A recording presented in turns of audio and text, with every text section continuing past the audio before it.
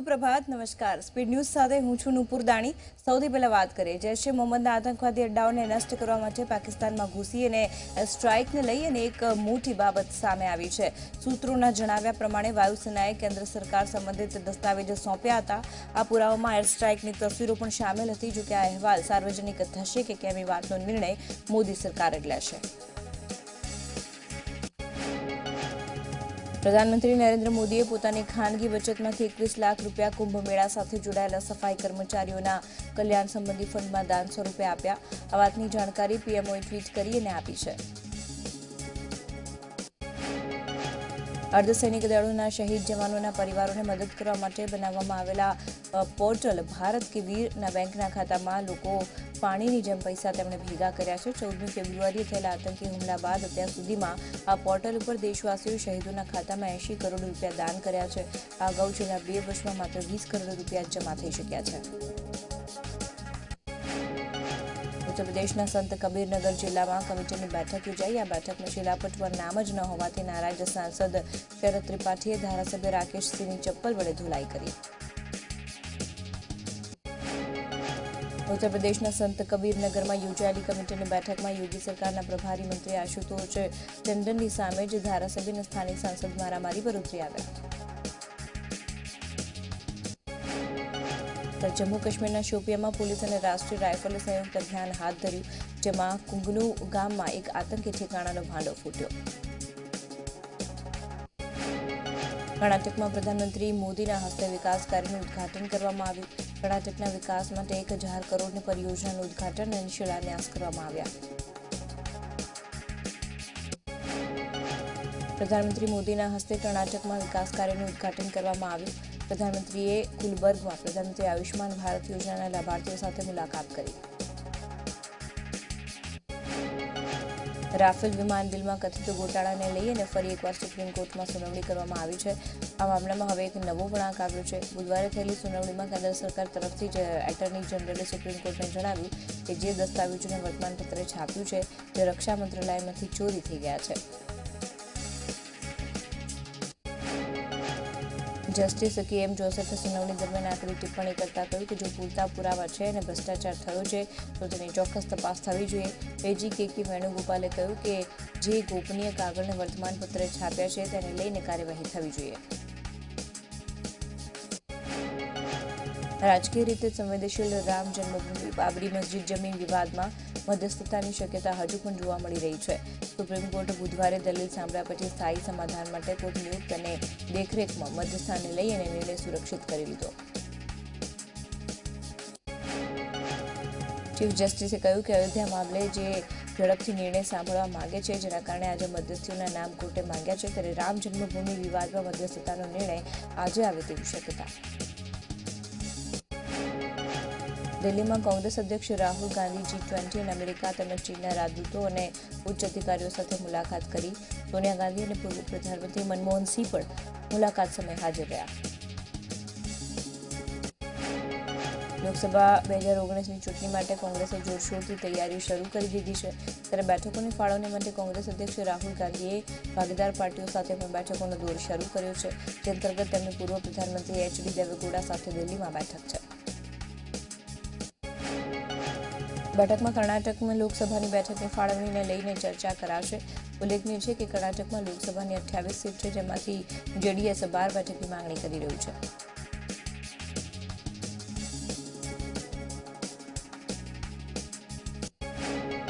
આજથી ધોરણ 10 અને 12ની બોર્ડની પરીક્ષા શરૂ થઈ રહી છે બોર્ડના કુલ 18.50 લાખ વિદ્યાર્થીઓ પરીક્ષા આપશે રાજ્યના શિક્ષણ મંત્રી ભૂપેન્દ્રસિંહ ચુડાસમાએ વિદ્યાર્થીઓને શુભકામના પાઠવી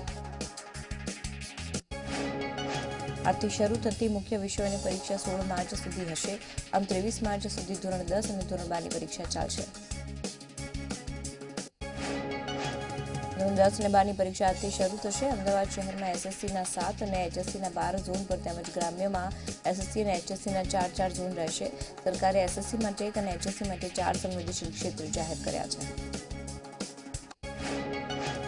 ધોરણ 10 અને 12ની પરીક્ષામાં ગેરરીતિ અટકાવવા માટે તમામ વર્ગખંડો તેમજ ઝોનલ રૂમના સીસીટીવીથી સજ્જ રહેશે શાળાની આસપાસની ઝેરોક્ષની દુકાનો બંધ રાખવાનો આદેશ અપાયો છે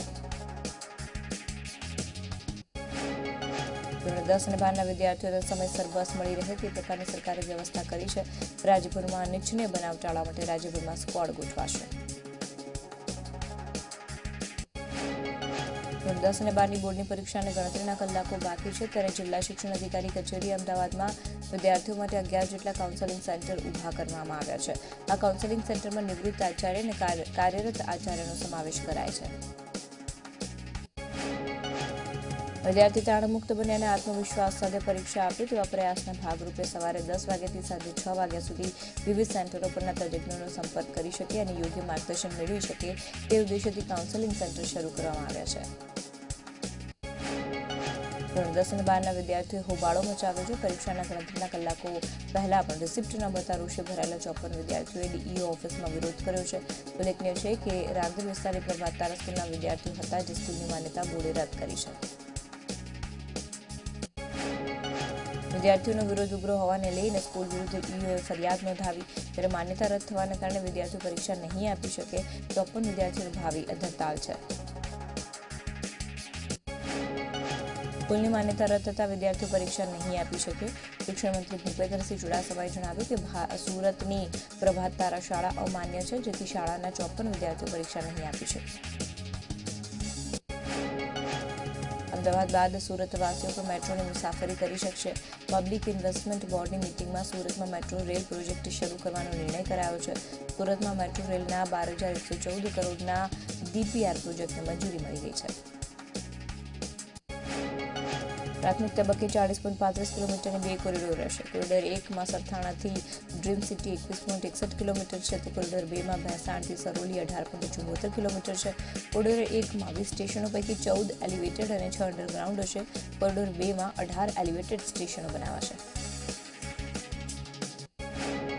હેમચંદ્રાચાર્ય ઉત્તર ગુજરાત યુનિવર્સિટીના ઇન્ચાર્જ કુલપતિ તરીકે ડોક્ટર અનિલ નાયકની નિમણૂક કરાઈ છે. ડોક્ટર અનિલ નાયક હાલમાં GMARSS મેડિકલ કોલેજના ધારણપુરના ડીન છે. રાજ્ય સરકાર દ્વારા વિવાદાસ્પદ કુલપતિ BA પ્રજાપતિને પદ ઉપરથી દૂર કરાયા બાદ ઇન્ચાર્જ કુલપતિ તરીકે અનિલ નાયકની નિમણૂક કરાઈ છે. એસટીના કર્મચારીઓની માંગ આખરે પૂર્ણ થઈ છે. ગાંધીનગરમાં વાહન વ્યવહાર મંત્રી RC ફળદુ અને એસટીના હોદ્દેદારો વચ્ચે યોજાયેલી બેઠકમાં સમાધાન થયું. એસટીના કર્મચારીઓને 7મા પગાર પંચનો લાભ આપવાનો નિર્ણય લેવામાં આવ્યો છે. 1 એપ્રિલ 2018થી આ લાભ આપવામાં આવશે. રાજ્ય સરકાર કર્મચારીઓને એરિયર્સ પણ ચૂકવશે. મહત્વનું છે કે થોડા દિવસો પહેલા 7મા પગાર પંચની માંગને લઈને એસટી કર્મચારીઓએ રાજ્યવ્યાપી દેખાવો કર્યા જે બાદ રાજ્ય સરકારે ખાતરી આપતા હડતાળ સમેટાઈ. કર્મચારીઓની એરિયર્સ 3 હપ્તામાં ચૂકવવામાં આવશે. એરિયર્સનો પહેલો હપ્તો જૂન 2019માં, બીજો હપ્તો ઓગસ્ટ મહિનામાં, ત્રીજો હપ્તો ઓક્ટોબર મહિનામાં ચૂકવાશે. ડ્રાઈવર અને કંડક્ટરના ગ્રેડ પેમાં વધારો કરવામાં આવ્યો છે. ડ્રાઈવરનો ગ્રેડ પે 1650થી વધારીને 1800 કરાયો ત્યારે કંડક્ટરનો ગ્રેડ પે 1400થી વધારી 1650 કરાયો.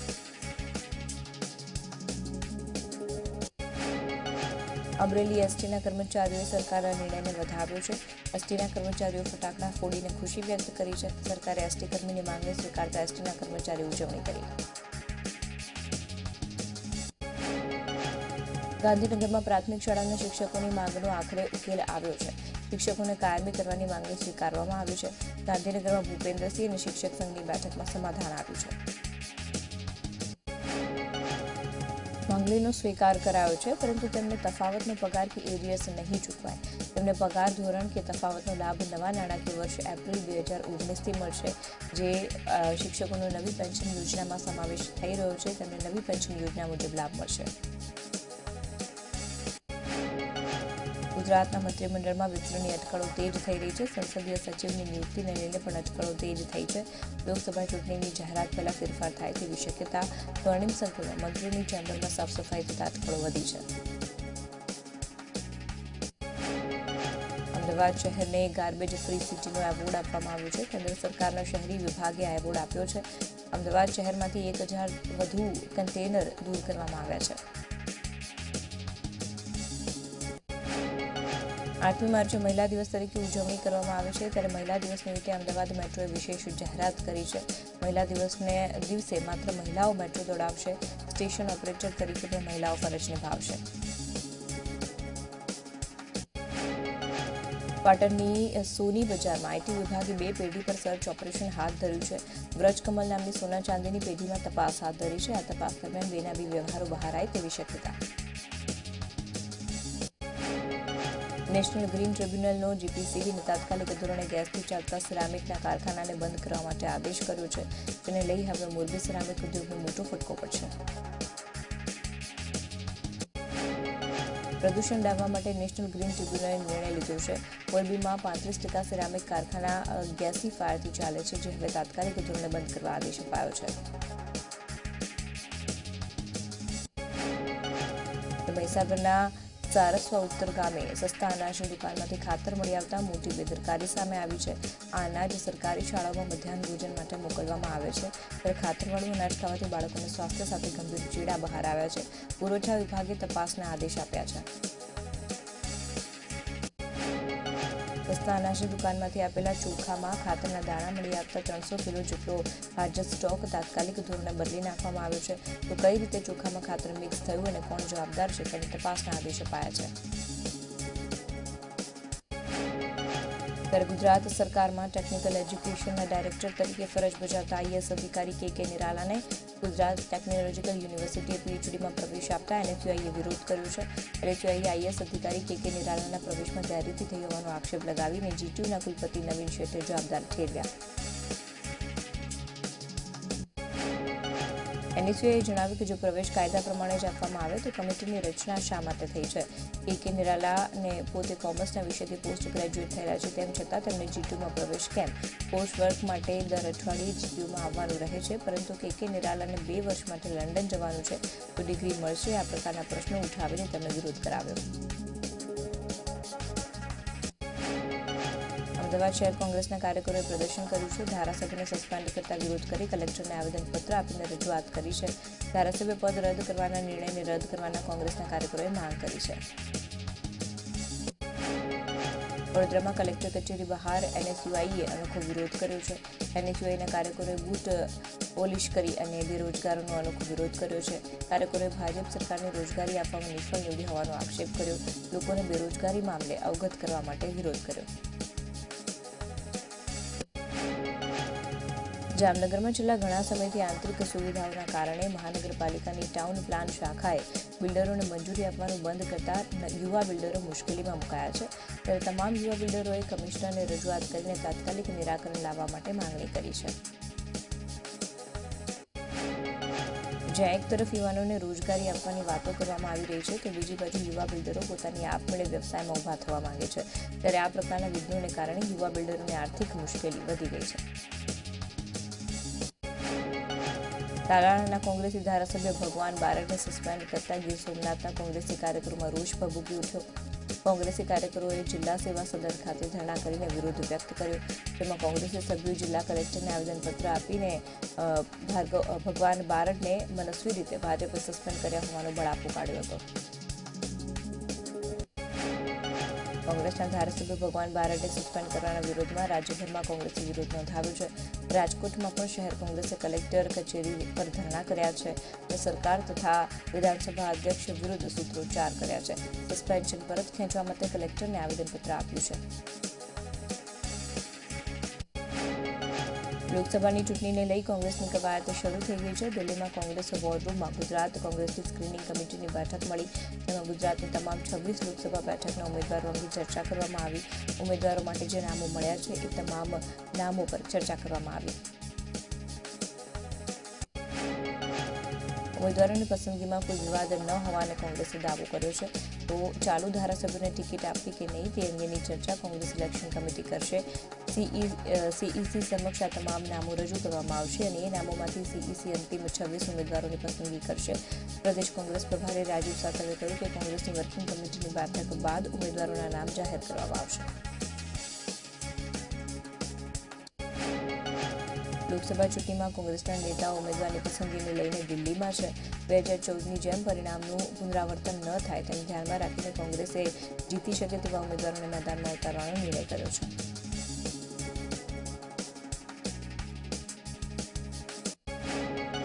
સ્ક્રીનિંગ કમિટીની બેઠક તો પૂર્ણ થઈ ગઈ છે. જોકે ઉમેદવારોના નામનો અંતિમ નિર્ણય કોંગ્રેસ ઇલેક્શન કમિટીની બેઠકમાં લેવાશે.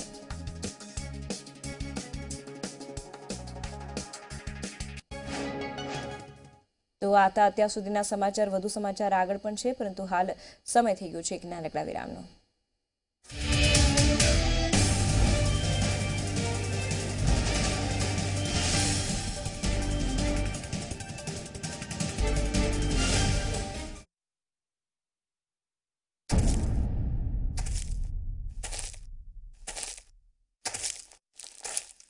ચૂંટણી આવી ગઈ છો મારો બાપલિયો.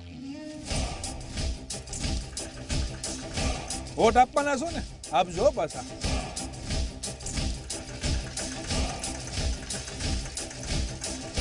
અને કોને આપવાના છો, શું કામ આપવાના છો, આ બધું વિચારજો.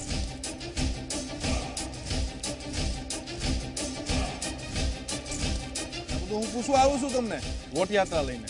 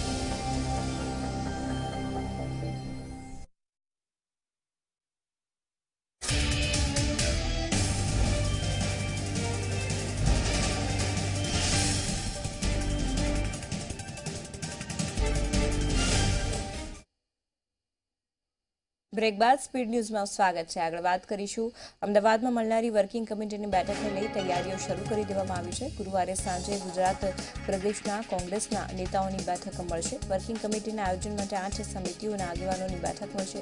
આ બેઠકમાં વર્કિંગ કમિટીની બેઠકની તૈયારીઓને લઈ ચર્ચા કરવામાં આવશે. કોંગ્રેસના નેતા સિદ્ધાર્થ પટેલે ઊંઝાની મુલાકાત લીધી છે. સિદ્ધાર્થ પટેલે સ્થાનિક કોંગ્રેસી આગેવાની સાથે બંધ બારણે મિટિંગ કરી છે. સિદ્ધાર્થ પટેલની મુલાકાતને લઈ રાજકીય હલચલ મચી છે. ઊંઝાના પાટીદાર આગેવાનો સાથે બેઠક કરી. સિદ્ધાર્થ પટેલ ઊંઝા વિધાનસભાની પેટાચૂંટણી લડી શકે છે. પાટણની હેમચંદ્રાચાર્ય ઉત્તર ગુજરાત યુનિવર્સિટીના વાઇસ ચાન્સેલર BA પ્રજાપતિને પદથી દૂર કરાયા છે. સત્તા અને હોદ્દાનો દુરુપયોગ કરીને ગંભીર ગેરરીતિઓ આચરવા અને ભ્રષ્ટાચાર કરવાના મામલામાં BA પ્રજાપતિ સામે આ કાર્યવાહી થઈ છે. પાટણના ધારાસભ્ય ડોક્ટર કિરીટ પટેલે આ ફરિયાદ કરી છે. 2017માં યુનિવર્સિટીના આર્કિટેક્ટ વિભાગના આસિસ્ટન્ટ પ્રોફેસરના પદ ઉપર પોતાના પુત્રની નિમણૂક કરી. પ્રજાપતિના પુત્રની ભરતી માટે SEBC કેટેગરીનો ખોટો લાભ લીધો હોવાનો આરોપ લગાવ્યો. પાટણ જિલ્લાના પંચાયતની સામાન્ય સભામાં 2019-20નું 860.32 કરોડનું બજેટ રજૂ કરવામાં આવ્યું છે. સભામાં 12 સભ્યોએ બજેટ માટે સહમતિ દર્શાવી, જ્યારે 15 મત વિરોધમાં મળતા બજેટને નામંજૂર કરાયું. રાજ્યના પેન્શનર્સને હવે પેન્શન લેવામાં રાહત થઈ જશે, કારણ કે હવે કોઈપણ રાજ્યમાંથી પેન્શન મળી રહેશે, કારણ કે પેન્શન મેળવવાની પદ્ધતિ સરળ બનાવવાના પ્રયાસ થઈ રહ્યા છે. ધોરણ 10 અને 12ની 7 માર્ચના રોજ પરીક્ષા શરૂ થવાની છે, ત્યારે શિક્ષણ મંત્રી ભૂપેન્દ્રસિંહ ચુડાસમા બેઠક યોજી, જેમાં ધોરણ 10 અને 12ની પરીક્ષા સંદર્ભે બેઠકમાં ચર્ચા કરવામાં આવી. કેન્દ્રીય મંત્રી સ્મૃતિ ઈરાનીએ સુરત જિલ્લાની મુલાકાત લીધી, જેમાં તેમણે માંગરોળના મોરવણ ખાતે નવનિર્મિત ટેક્સટાઇલ પાર્કનું ઉદ્ઘાટન કર્યું, જેને 47 એકરમાં 116 કરોડના ખર્ચે બનાવવામાં આવ્યું છે. આ ટેક્સટાઇલ પાર્કમાં 4 થી 5 હજાર લોકોને રોજગારી મળશે. તો આગામી લોકસભા 2019ની ચૂંટણીને લઈ 7મી માર્ચે પ્રદેશ કાર્યાલયમાં ભાજપની બેઠક મળશે, જેમાં પ્રદેશ પ્રમુખ જીતુ વાઘાણી સહિત પ્રદેશના મુખ્ય આગેવાનો હાજર રહેશે. બેઠકમાં પ્રભારી ઓમ માથુર પણ હાજર રહે તેવી શક્યતા. તો આ દરમિયાન ચૂંટણીલક્ષી કામગીરીની સમીક્ષા અને આગામી કાર્યક્રમોની તૈયારી અંગે ચર્ચા કરવામાં આવશે. તો પ્રભારી ઓમ માથુર અને સંગઠન મહામંત્રીએ કરેલી લોકસભા બેઠકનો પ્રવાસ અને તેમના અનુભવના આધારે આગળની રણનીતિની પણ ચર્ચા થશે. ભગવાન બારડને સસ્પેન્ડ કરાયાના મામલે જામનગરમાં કોંગ્રેસના ધારાસભ્યોએ દેખાવો કર્યા અને કલેક્ટરને આવેદનપત્ર આપ્યું. જોકે આ સમયે મીડિયાકર્મીઓ સાથે વાત કરતા કોંગ્રેસના શહેર પ્રમુખે કહી દીધું કે ભાજપના શાસનમાં થતા અન્યાયને કોંગ્રેસ સરકાર ક્યારેય ચલાવી નથી લે. અમદાવાદમાં કાલુપુર સ્વામિનારાયણના સાધુ પરિણીત મહિલાને ભગાડી લઈ ગયો અને તેને કાલુપુર સ્વામિનારાયણ મંદિરે મહિલાના પરિવારજનો પહોંચ્યા. પરિવારજનોએ મંદિરમાં હોબાળો કર્યો. પંચમહાલના હાલોલમાં દુષ્કર્મ કેસના આરોપીઓને ટાઉન પોલીસે ઝડપી પાડ્યા છે. સરગીરા પર દુષ્કર્મ કરનાર મુખ્ય આરોપી અને તેને મદદ કરનાર અન્ય 2 સહિત કુલ 3 આરોપીને ઝડપી પાડવામાં આવ્યા છે. આરોપીઓને સાથે રાખી જંગલ વિસ્તારમાં ઘટનાનું રિકન્સ્ટ્રક્શન કરાયું છે. મહેસાણા ઊંઝાના ગંજ બજારામાં જીરું લઈને જતા ખેડૂતને જીરું લૂંટી લેવાનો બનાવ બન્યો. ફતેગઢના ખેડૂતે પોતાનું જીરું ભરીને ઊંઝા લઈ જઈ રહ્યા હતા. તે દરમિયાન સમી પાટણ રોડ ઉપર લૂંટારુઓએ ચાલુ ગાડીએ લૂંટ કરી 140 બોરીમાંથી 12 બોરીની લૂંટ કરાઈ. તેની કિંમત આશરે 1,40,000 રૂપિયા થઈ રહી છે. આ ઘટના બાદ ખેડૂત અને તેમના મિત્ર પાટણ પોલીસ મથકે પહોંચ્યા, પરંતુ પોલીસે યોગ્ય જવાબ ન આપ્યો હોવાનો ખેડૂત અને તેમના મિત્રએ આક્ષેપ કર્યો છે. તે બાદ ખેડૂતે ઊંઝા એપીએમસીના હોદ્દેદારોને રજૂઆત કરી. અમદાવાદમાં ચાંદખેડા બાદ હવે શાહીબાગના એટીએમમાં ચેડાની ઘટના બની છે. એટીએમ સાથે ચેડા કરીને યુવકે છેતરપિંડી આચરી છે. શાહીબાગની અસારવા બ્રાન્ચમાં 7 વાર એટીએમ સાથે ચેડા કરી રૂપિયા ઉપાડી લેવાતા છેતરપિંડી કરનાર શખ્સે ક્લેમ કરીને ડબલ રૂપિયા મેળવ્યા હોવાનું સામે આવ્યું છે. જામનગરના લાવડિયા ગામમાં 4 દિવસ પહેલા થયેલી યુવાનની હત્યાનો ભેદ ઉકેલાયો છે. એલસીબી પોલીસની પ્રાથમિક તપાસમાં લૂંટના ઈરાદે હત્યા થઈ હોવાનું સામે આવ્યું છે. કચ્છ અબડાસામાં ડબલ મર્ડરનો કિસ્સો સામે આવ્યો છે. ગરાડિયા ગામમાં રહેતા યુવક અને યુવતીની હત્યા કરાયેલી હાલતમાં તેનો મૃતદેહ મળી આવ્યો છે. પોલીસે પ્રાથમિક તપાસમાં મળેલી છરી કબજે કરીને તપાસ હાથ ધરી છે. નીચલી કોર્ટમાં કરેલી સજાને ભગવાન બારડે હાઈકોર્ટમાં પડકારતી અરજી કરી શકે છે. ખનીજ ચોરીના કેસમાં ભગવાન બારડે સજા થઈ છે. ગુજરાતના કામરેજમાં એનજીઓ ચલાવતા શખ્સને માર મારવામાં આવ્યો છે. શખ્સ સામે સેલફોન પર બીભત્સ વિડીયો મોકલવાનો આરોપ મહિલાએ લગાડ્યો છે. મહિલાનો આરોપ છે કે કથિત વિડીયો મોકલ્યા બાદ કથિત માંગણીઓ કરી હતી.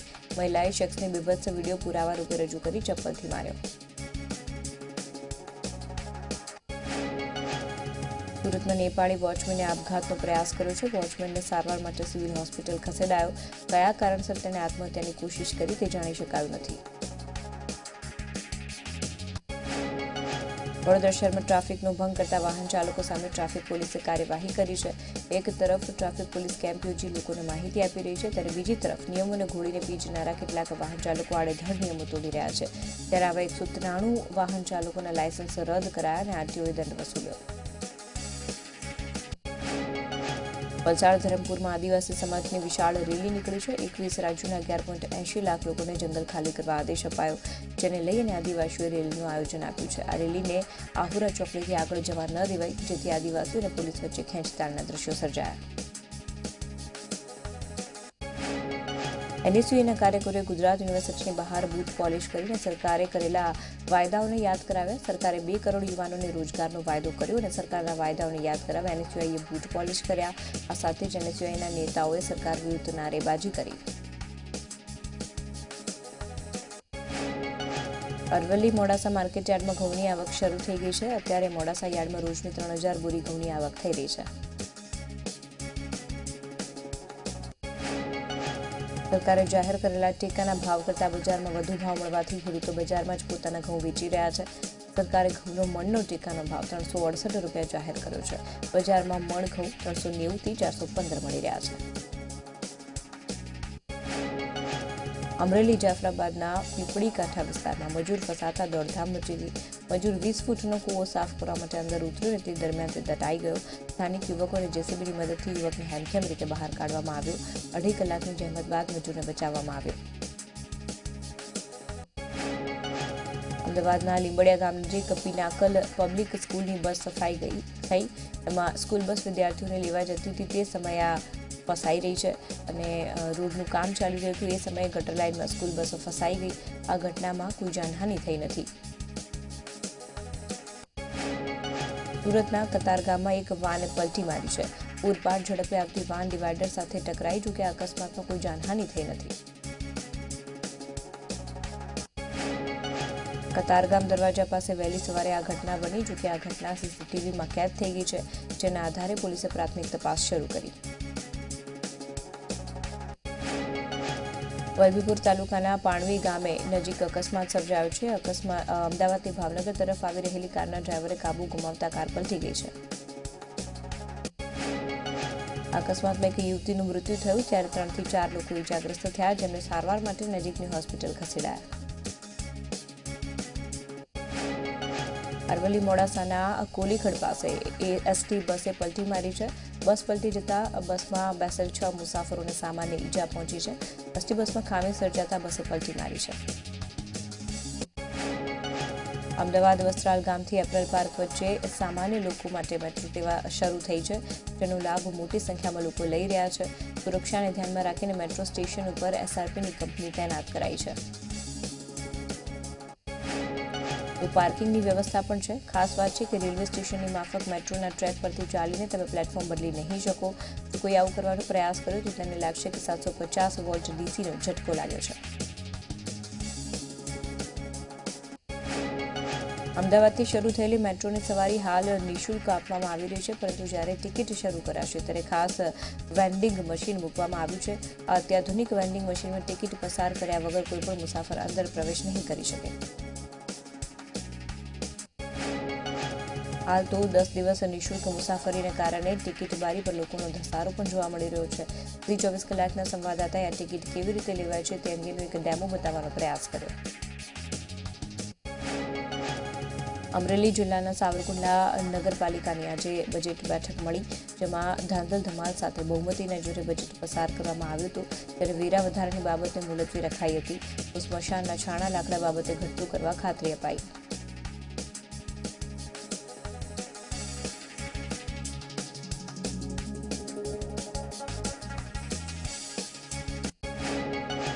ઓલ ઇંગ્લેન્ડ ચેમ્પિયનશિપનો પ્રારંભ પીવી સિંધુ અને સાયના નેહવાલ પર નજર રહેશે.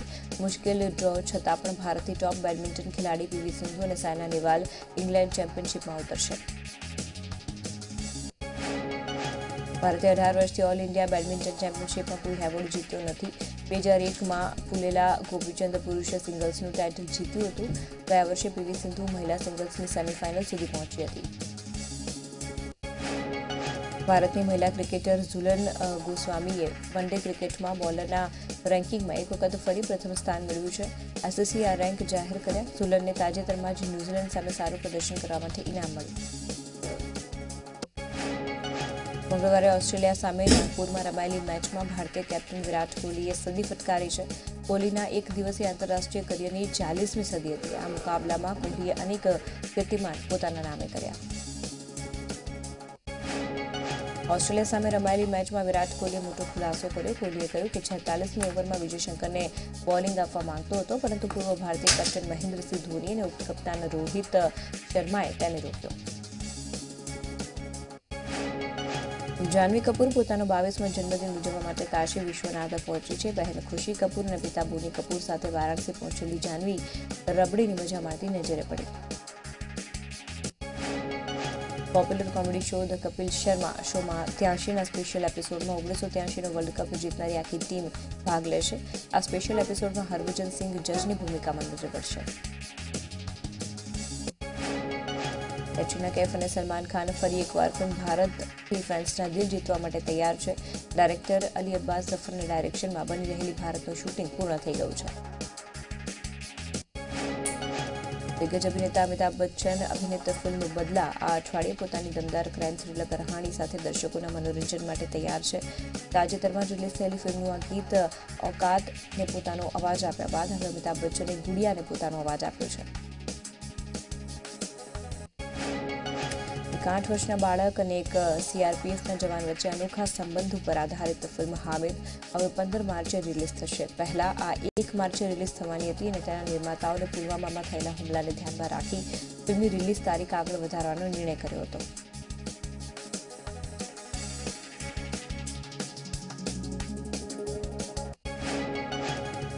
તો આ હતા અત્યાર સુધીના સમાચાર. વધુ સમાચાર માટે સહયોગી સિદ્ધિ આપની સાથે જોડાશે. હાલ મને રજા આપશો. નમસ્કાર.